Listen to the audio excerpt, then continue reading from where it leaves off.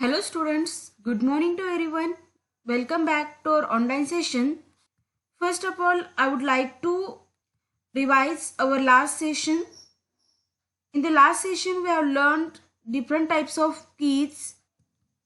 Keys play an important role in the relational database.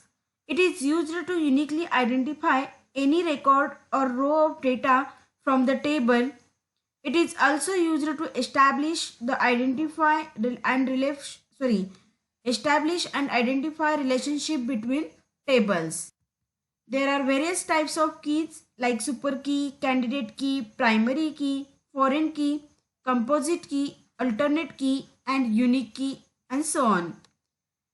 Till now, you all have learned that super key, candidate key, and primary. Now, what is super key? The set of attributes which can uniquely identify a tuple is known as super key. A super key is not restricted to have any specific number of attributes. So, a super key may consist of any number of attributes. Now, the second one type is candidate key. Candidate key is a set of attributes that uniquely identify tuples in a table. Candidate key is a super key with no repeated attributes. The primary key should be selected from the candidate keys. Every table must have at least a single candidate key. A table can have multiple candidate keys but only a single primary key. And now, primary key. Primary key is a column or a combination of columns in a relationship that helps us in uniquely identifying a row in that particular table. There can be no duplicates in primary key, meaning that there can be no two same values in the table. This is all about the last session. Now we are going to continue our today's session, that is fourth key is foreign key. Foreign keys are the column of the table which is used to point the primary key of another table. In a company, every employee works in a specific department. An employee and department are two different entities, so we can't store the information of the department in the employee table. That's why we link these two tables through the primary key of one table. We add the primary key of the department table, department ID as a new attribute in the employee table. Now, in the employee table, department ID is the foreign key and both the tables are related. Now, you can say foreign key is nothing but foreign keys are the columns of a table that points to the primary key of another table. They act as a cross-reference between tables. Here is one example of foreign key, that is there are two tables, employee and department. As I said you earlier, we add the primary key of the department table. Department ID is the foreign key, department table, department ID as a new attribute in the employee table. Now, here in the employee table, department ID is the foreign key and both tables are related to each other. Here are some key points related to the foreign key. First one is foreign key references the primary key of the table. Next, foreign key can take only those values which are present in the primary key of the referenced relation. Next one is foreign key may have a name other than that of the primary key. Foreign key can take the null value. There is no restriction on a foreign key to be unique. In fact, foreign key is not unique most of the time. Referenced relation may also be called as a master table or primary table. And the last one is referencing relation may also be called as a foreign table. Here Foreign keys helps us in establishing relationships with other tables. It is also called as a referential integrity. A foreign key column can be added to a table to establish this relationship. They help us in maintaining data integrity and also easy navigation between any instance of two entities. Here, take another one example.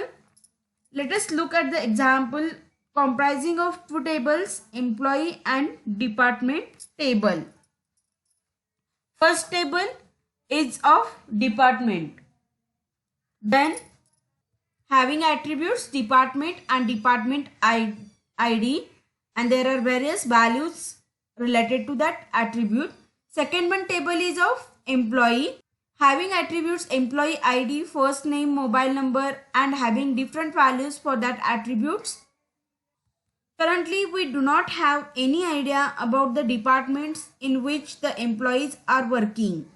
By adding the department ID to the employee table, we can establish a relationship between the employee table and the department table. Here, the department ID of the employee table becomes the foreign key and the department ID of the department table becomes the primary key for that table. That is the third table of employee with department ID as a foreign key. This is about foreign key. Now the next one key is composite key. What is composite key? A key that consists of more than one attribute to uniquely identify rows, also known as records and tuples in a table, is called as composite key. Composite key, if any single attribute of table is not capable of being the key, that is, it cannot identify a row uniquely, then we combine two or more attributes to form a key. This is known as composite key. Remember that combination of two or more entities to form a key is known as composite key. Or you can see a primary key comprising of multiple attributes and not just a single attribute is called as a composite key. Or key that consists of two or more attributes that uniquely identify any record in a table called as a composite key. But the attributes which together form the composite key are not a key independently or individually. Here is one example of composite key. In the given picture, we have a score which stores the marks scored by the student in particular subject. Here there are combination of two or more attributes to form a key. That's why student ID and subject ID are combined together to form a key. That's why it is called as a composite key. In short, you can say composite key is a combination of two or more columns that uniquely identify rows in a table. The combination of columns guarantees uniqueness. Through individually uniqueness, it is not guaranteed. Hence, they are combined to uniquely identify records in a table.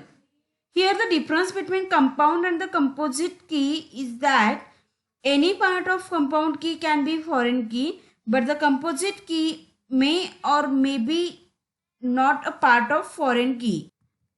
Now the next key is alternate key. The candidate key which are not selected as a primary key are known as a secondary key or alternative key. A table may have more than one option for a key being selected as a primary key.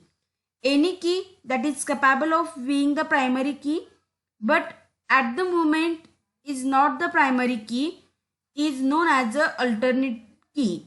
It is candidate key that has not been selected as the primary key. Let us look at the example where the employee ID, email and the mobile number are candidate keys and are capable of being the primary key. But because employee ID is the primary key, so email and mobile number become the alternate keys. Candidate keys are left unimplemented or unused after implementing the primary keys are called as the alternate keys. Unimplemented candidate keys are called as alternate keys. Out of all candidate keys, only one gets selected as primary key. Remaining keys are known as the alternate or secondary keys. It is most simple definition of alternate key, that is, out of all candidate keys, only one gets selected as a primary key and remaining are the alternate or secondary keys. Alternate keys is a column or group of columns in a table that uniquely identify every row in that table. A table can have multiple choices for a primary key, but only one can be set as a primary key. All the keys which are not primary key are called as a alternate key. These are the various definitions of alternative key. Here take another one example. In this given table, student ID, roll number, email are qualified to become a primary key. But since student ID is the primary key, that's why roll number, email becomes the alternate keys of the given table. This is all about alternate key. And now the last key of this unit, unique key. Unique, as the name suggests, unique means once the value assigned to it, it cannot be changed, that is unique key. Unique key is the key having various properties, like it is unique for all the records of the table. Once assigned, its value cannot be changed, that is, it is not updatable. It may have null value. As per the name, it gives its definition that the values cannot be changed is known as unique key. The best one example of unique key is Aadhaar card numbers. Is it possible to change the Aadhaar card number of the person? No, never. That's why it is a unique key. The Aadhaar card number is unique for all the citizens of India. Here citizens are attributes or tuples and India is our table. If it gets lost and another duplicate copy is issued, then the duplicate copy always has the same number as before. Thus, it is non-updatable. Few citizens may not have got their Aadhaar cards, so for them its value is null. This is of unique key. Once again, I will revise today's session, that is foreign key are the columns of the table that points to the primary key of another table. That is, foreign keys helps us in establishing relationship with other tables. It is also called as a referential integrity. A foreign key column can be added to a table to establish this relationship. Next one is composite key. If any single attribute of table is not capable of being the key, that is, it cannot identify a row uniquely, then we combine two or more called attributes to form a key. This is known as composite key. Next one is alternate key. The candidate key which are not selected as a primary key are known as a secondary key or alternative key. And the last one is unique key. It is unique for all the records of the table. Once assigned, its value cannot be changed, that is, it is not updatable, or it may have a null value. This is about unique key. Here our today's session ends.